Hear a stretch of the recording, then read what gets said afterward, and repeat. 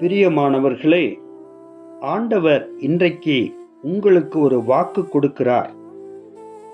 கர்த்தர் நிச்சயம் பலன் அளிப்பார்.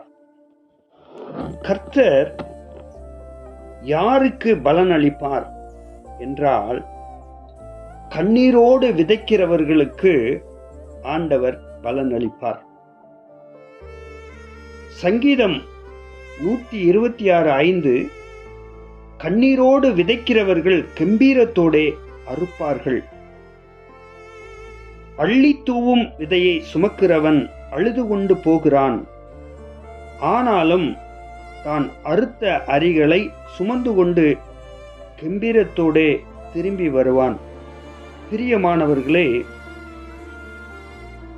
நாம் செபிக்கும் பொழுதெல்லாம் கண்ணீரோடு நாம் செபிக்க வேண்டும். குடும்பத்தின் தேவைகளில் மத்தியில் இருக்கிற ஒரு மனிதன்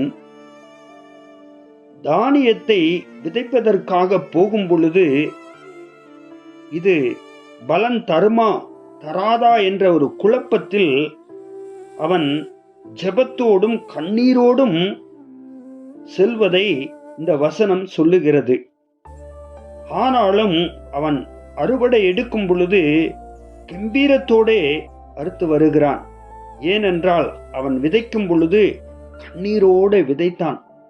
பிரியமானவர்களே, உங்களுடைய காரியங்கள் என்னவாக இருந்தாலும் சரி, நீங்க ஜெபிக்கும் பொழுது நீங்க கண்ணீரோடு நீங்கள் ஜெபித்தீர்களானால் ஆண்டவர் அதற்குண்டான பலனை தருவார். நிச்சயம் பலன் அளிப்பார். பிரியமானவர்களே, கண்ணீரோடு உங்க பிள்ளைகளுக்காக ஜெபியுங்கள். வியாதிப்பட்டவர்களுக்காக கண்ணீரோடு ஜெபியுங்கள். இன்னும் ரட்சிக்கப்படாத ஜனங்களுக்காக கண்ணீரோடு நீங்கள் ஜெபிக்க வேண்டும். இந்த தேசத்தில்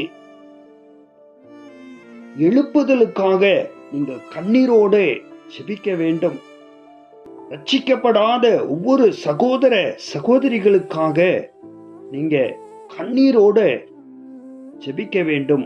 அப்படி ஜெபிக்கும் பொழுது தேவன் உடனடியாக அந்த மக்களை தொடுவார், உங்க பிள்ளைகளை தொடுவார், உங்கள் வியாதியை நீக்குவார்.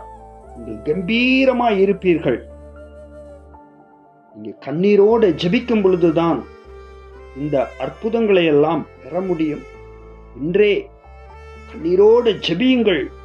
கர்த்தர் மிகுந்த பலன் அளிப்பார்.